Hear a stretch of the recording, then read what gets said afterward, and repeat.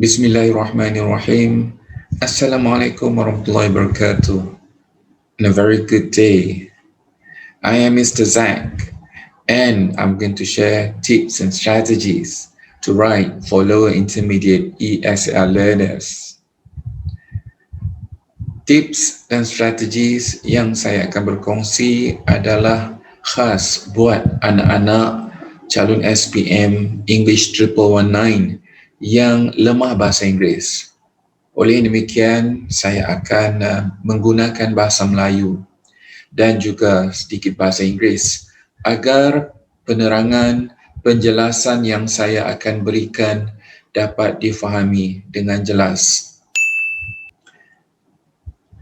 Penerangan yang saya akan kongsikan, tips yang saya akan kongsikan ini terbagi kepada beberapa bahagian. Dan untuk bahagian pertama, saya akan cuba yakinkan anak-anak calon SPM Bahasa Inggeris 1119 yang kalau dahulu tak mau tulis esei langsung atau kalau tulis esei itu pendek sahaja. So I'm going to convince all of you lower intermediate ESL learners to write with your limited vocabulary. Okey, sebelum saya teruskan, kita akan lihat tentang anxieties to complete a writing task. Saya faham apabila anak-anak yang dikatakan lemah bahasa Inggeris, yang dikatakan lemah dalam penulisan bahasa Inggeris, mereka ini akan menghadapi beberapa masalah. So the first problem that they normally have, is that they worry that they do not have enough English vocabulary to write.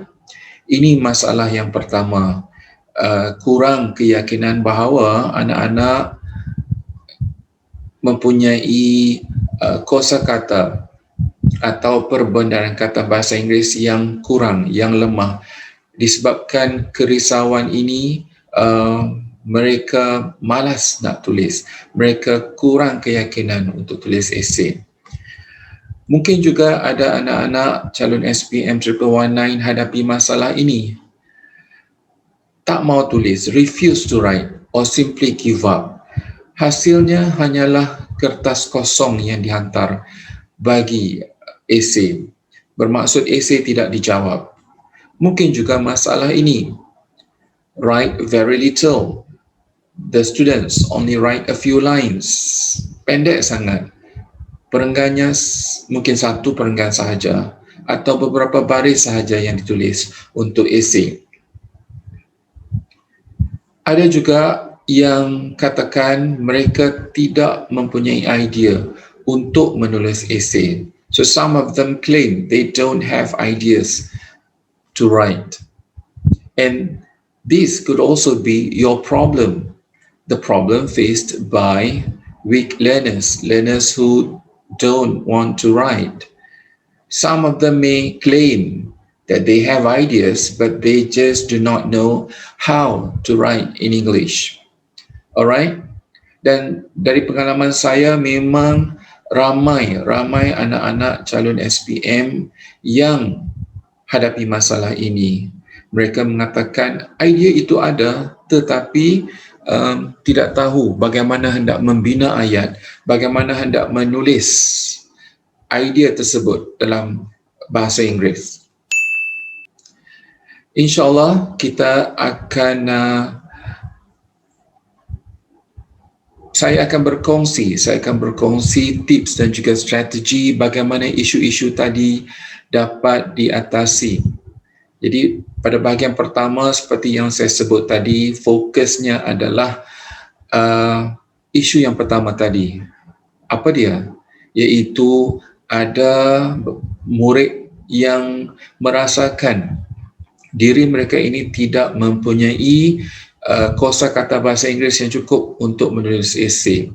So we are going to address the first learning issue, the first writing anxiety. That is, some of the learners claim that they do not have enough English vocabulary to write SPM essays. Alright, So the first strategy which I would like to share with you is to ask you to read an essay. Okay, actually you're going to read two essays, but we will begin with the first essay. And the title of the essay is that describe your experience attending a school program and how you felt. All right? Describe, gambarkan, ceritakan pengalaman anda attending a school program, menghadiri satu program sekolah. So what kind of school program? Soalan tidak nyatakan. Jadi terpulang kepada anda untuk tetapkan, untuk pilih satu program sekolah. And of course you have to write about how you felt. So for your task, boys and girls, okay, definitely we are going to read the essay, and while reading the essay, I need you to jot down. Jot down means catat, tulis, okay, tolong tulis every word that you do not know the meaning. Mana-mana perkataan yang anda tidak faham, tidak tahu maksud perkataan tersebut ataupun tidak pasti, mohon tulis atau catat. Okay, sebab di akhir aktiviti ini, okay, you need to count the number of words that you have jotted down. Alright, okay, kita akan kira dan semestinya saya akan highlight why you need to count the number of words. Alright, saya harap anda bersedia. Esei ini telah ditulis khas untuk anak-anak yang lemah bahasa Inggeris. Seperti yang saya sebut tadi, khas untuk anak-anak yang tidak mahu tulis esei ataupun yang tulis esei sangat pendek. Sebab itulah bahasanya mudah, bahasanya simple. Kosakata atau vocabulary yang digunakan adalah simple sahaja. Alright, my name is Jehan Kaya. I am a smart student at SMK Kadok. I am a Form 5 student. I always get a very good result in my examination. I always get all A's for all my subjects. I always score 100 marks for English and mathematics. Many teachers like me, but I do not like my teachers. I do not like my English teacher. Anak-anak sekalian, jika ada mana-mana perkataan yang anda tidak faham atau tidak pasti maksudnya, mohon tulis atau catat di kertas.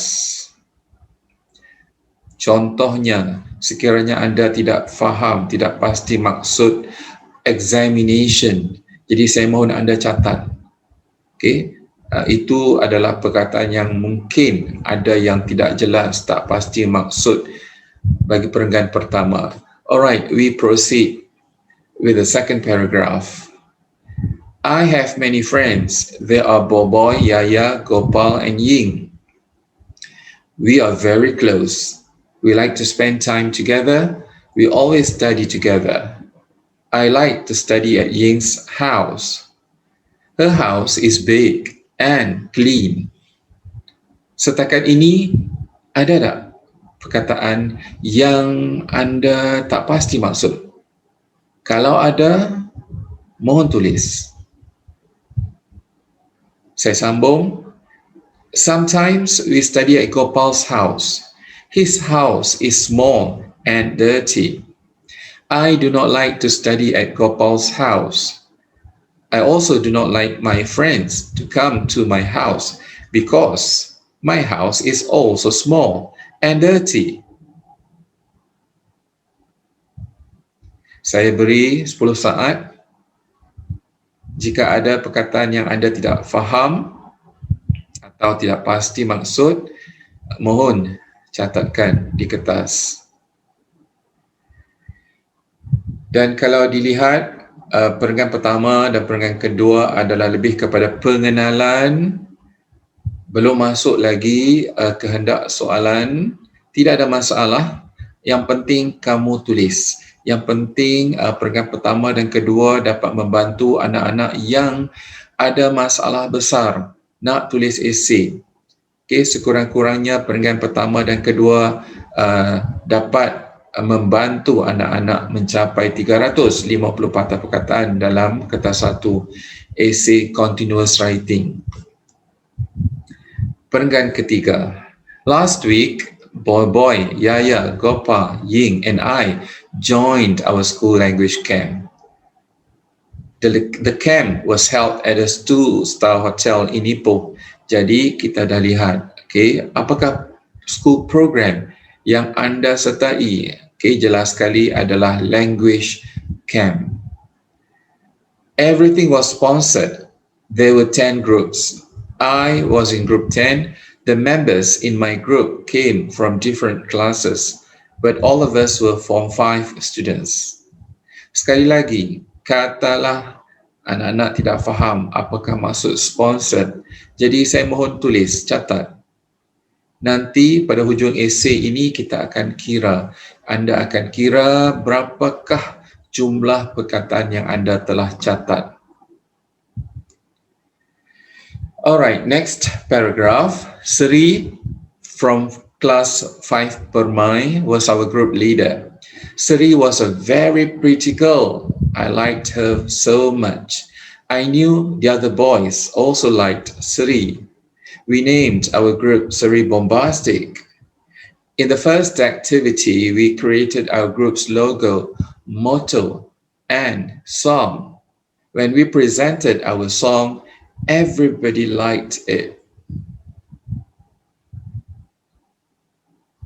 Kalau bombastik adalah perkataan yang anda tidak faham atau kurang pasti maksudnya, mohon catat. Tak ada masalah.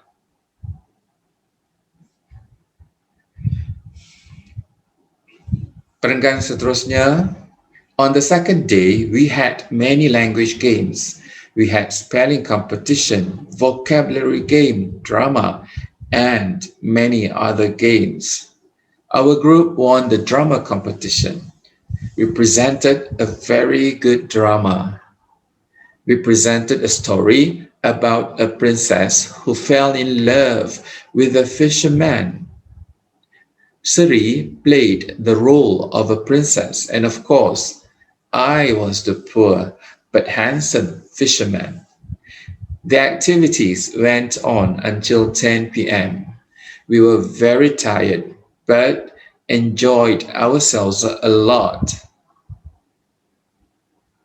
Mungkin ada 2-3 patah perkataan yang anda kurang pasti.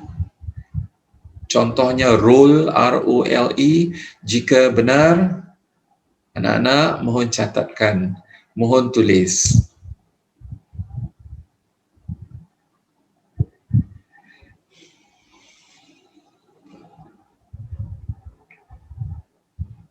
Selesai? Boleh saya ke perenggan seterusnya? Ya, terima kasih. On the third day, we had a jungle trekking in a forest nearby the hotel. We had to climb hills. We also had to answer many difficult questions. Katalah anda tak faham jungle, anda tak pasti forest itu maksudnya apa. Sekali lagi saya mohon tulis, catatkan di buku anda atau di atas kertas anda. It was very challenging. Sri was not feeling well. She could not walk fast. I had to walk slowly. I did not want Sri to be alone. Finally, we reached our destination. Sri smiled at me. She gave me her photo and thanked me. Mungkin perenggan ini ada beberapa perkataan juga yang mungkin anda kurang pasti. Teruskan mencatat.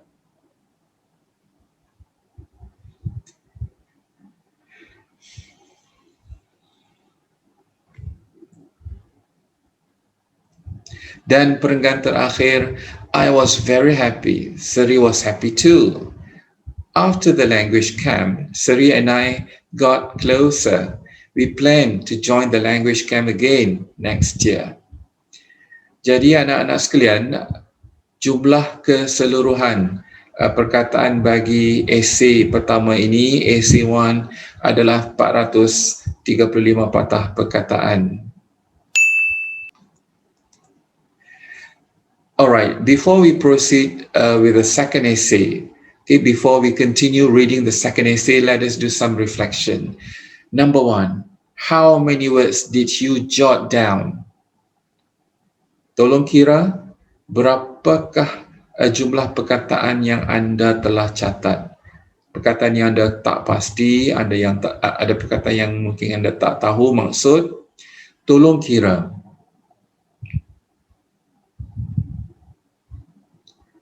Mungkin ada dalam kalangan anda kosong, bermaksud tidak mencatat apa-apa pun perkataan. Mungkin juga 5, mungkin juga 10 patah perkataan. So number 2, if you jot down 10 words, is it a serious issue? Bagi saya, anak-anak sekalian, kalau anda mencatat 10 patah perkataan, sebenarnya itu bukanlah suatu masalah atau isu yang serius. Okey? Kerana kalau anda mencatat 10 atau mungkin kalau anda sangat lemah, anda mungkin mencatat 20 patah perkataan yang anda kurang pasti. Itu juga belum mencapai tahap masalah kosakata yang serius. Kerana apa? Jika anda mencatat 20 atau 15 patah perkataan, anda masih memahami beratus lagi perkataan yang terdapat dalam esei berkenaan. Jadi apabila anda memahami, tahu, faham 200, 300 lagi patah perkataan lain dalam bahasa Inggeris yang terdapat dalam esei pertama ini sebenarnya menunjukkan walaupun anda mengaku, walaupun anda rasa diri anda lemah dalam bahasa Inggeris, sebenarnya anak-anak sekalian, anda mempunyai kosakata, anda mempunyai vocabulary yang cukup untuk menulis esei SPM. So number 3, please tell yourself that maybe you have limited vocabulary. Yes, you do have limited vocabulary, but the English vocabulary that you have is actually enough for you to write a simple essay. Jadi keyakinan ini penting. Keyakinan bahawa anda sebenarnya mempunyai vocabulary bahasa Inggeris yang cukup untuk menulis esei penting. Sebab sebelum sesuatu esei itu dapat ditulis, dapat dihasilkan the first or the basic building block. Perkara asas adalah mempunyai vocabulary, mempunyai kosakata.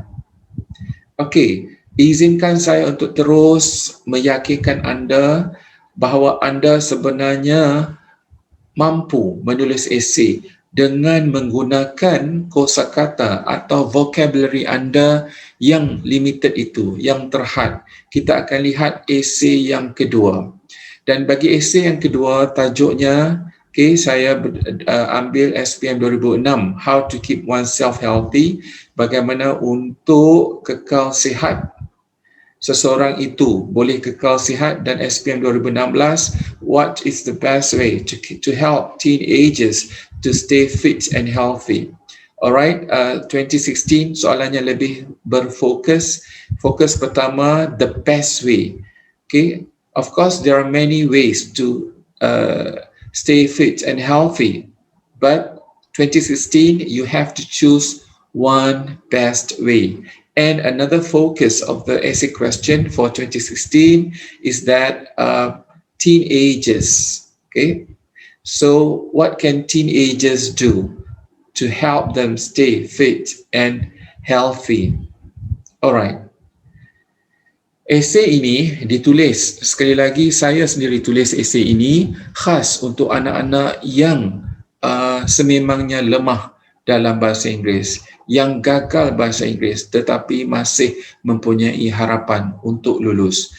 Oleh yang demikian, perkataan ayat yang saya gunakan sememangnya simple. Sebab, sekali lagi saya ulang, esei ini ditulis khas untuk anak-anak yang gagal bahasa Inggeris tetapi masih mempunyai harapan untuk lulus. Alright, paragraph 1. I am Dean. I am 16 years old.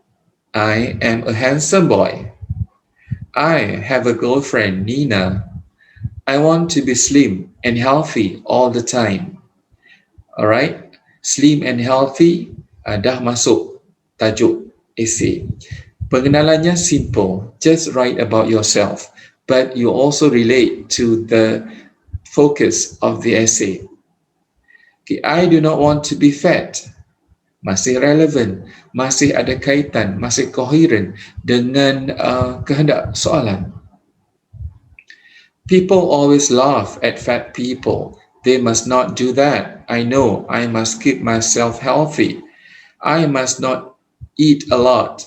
I must exercise a lot. Jadi anak-anak sekalian, kalau ada perkataan yang anda tidak faham, kalau ada perkataan yang anda tidak pasti, mohon catat.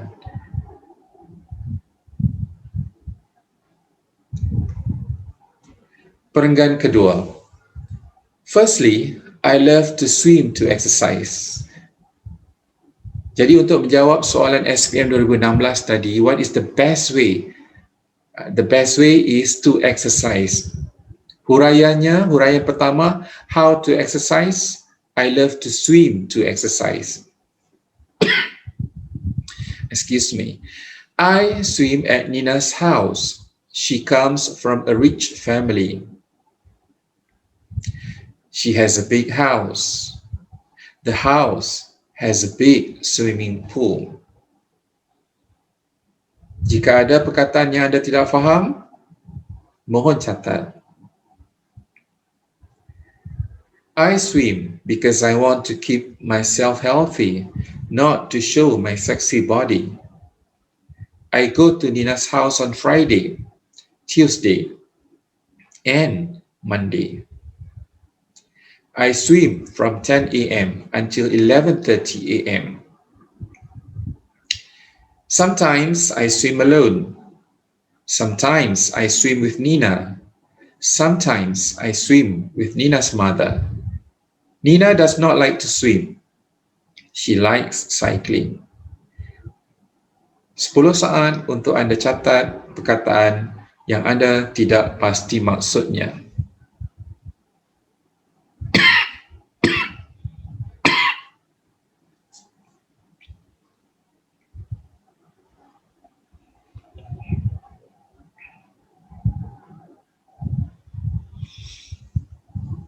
Alright, next paragraph.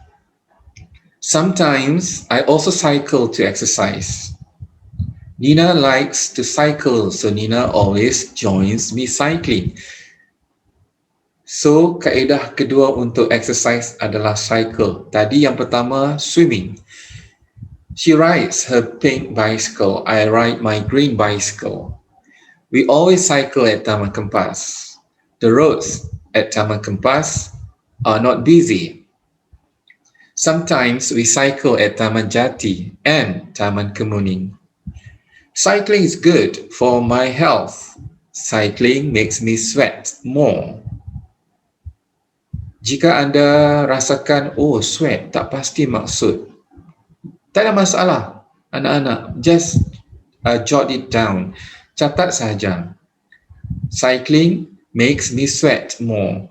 I like to cycle in the morning. Sometimes I start cycling at 7 a.m. If I wake up late, I will start cycling at 9 a.m. I do not like to cycle in the afternoon. 10 saat untuk anda catat. Jika ada mana-mana perkataan yang anda kurang pasti maksudnya,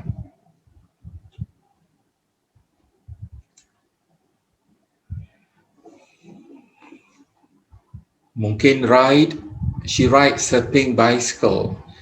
Mungkin ride, jika perkataannya adalah rides, catat.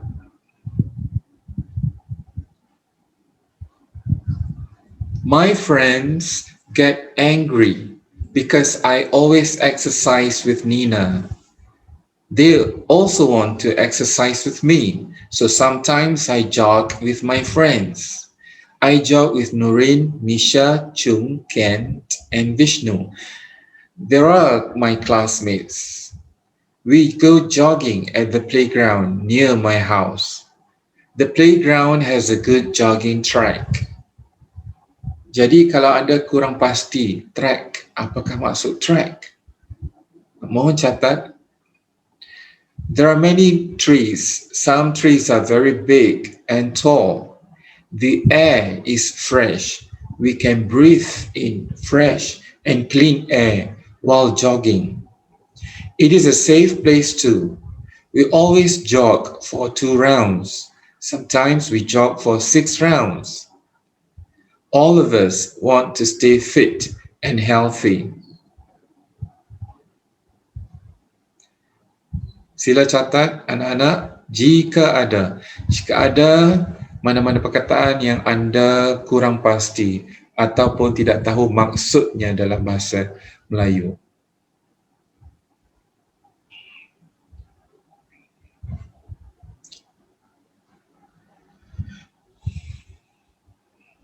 Dan perenggan terakhir, I love to exercise. I like to do many things to exercise. I know I must not stop exercising if I want to stay healthy. Dan esei ini juga telah memenuhi kehendak soalan continuous writing SPM 1119, iaitu sekurang-kurangnya 350 patah perkataan. Jadi panjang esei ini secara keseluruhan adalah 375 patah perkataan. Dan sebelum kita akhiri sesi ini, bahagian 1 or part 1, let us do some reflections once again. First of all, I need to ask the same question. How many words did you jot down, boys and girls? Mungkin kosong, seperti tadi. Mungkin kosong, mungkin tidak ada perkataan pun yang anda catat. Mungkin 10 dan soalan yang sama saya perlu tanya. If you jot down 10 words, is it a serious issue? If you jot down 20 words, is it a very serious issue? Dan saya pasti anak-anak dah tahu jawapannya. Jawapan saya pun sama. Jika anda betul-betul catat 15 atau 20 patah perkataan yang anda tidak tahu, boys and girls, itu menunjukkan anda masih faham 200-300 patah perkataan lain yang membuktikan walaupun kosakata, walaupun vocabulary anda itu terhad, anda masih boleh menggunakan vocab yang ada, kosakata yang ada untuk anda tulis esei. Jadi saya harap anda lebih yakin bahawa esei yang perlu ditulis ini tidak ditinggalkan kosong, kerana continuous writing dalam SPM Ketas 1 1119 paper 1, jumlah markahnya adalah 50 markah. Sekiranya anda tinggalkan esei itu begitu sahaja, bermaksud anda tidak menjawab, anda kehilangan 50 markah. Dan dari pengalaman saya mengajar tingkatan 5 bahasa Inggeris selama 28 tahun, anda akan gagal kertas bahasa Inggeris jika anda telah kehilangan 50 markah. Atau sekiranya anda tulis sangat pendek, satu perenggan sahaja atau beberapa baris, anda mungkin akan kehilangan 45 markah, 47 markah. Itu juga akan mengakibatkan kegagalan anda dalam kertas bahasa Inggeris. So boys and girls, please write. You have the vocabulary to write. Even though your vocab is simple, even though you do not know many English words, it doesn't mean you cannot write. All right? So number 3, when you understand most of the words in Essay 1 and Essay 2, it shows your vocabulary is enough for you to write your own essay. Dan jika anak-anak mahu Essay 1, mahu Essay 2, yang saya share ini, anda boleh ke blog saya. Kalau address blog itu panjang, mudah sahaja, type sahaja nama saya, Zanurin. Beberapa paparan akan keluar dalam search engine berkenaan. Tapi yang pertama sekali keluar adalah blog saya. Anda klik dan anda terus ke blog saya untuk dapatkan Essay 1 dan Essay 2. Akhir sekali, mohon join video bahagian kedua, bahagian ketiga, keempat dan seterusnya, kerana bahagian-bahagian seterusnya saya akan kongsi tips how to write sentences, how to develop ideas, how to write paragraphs, how to write essays, insyaAllah. So see you again in the next video. Terima kasih.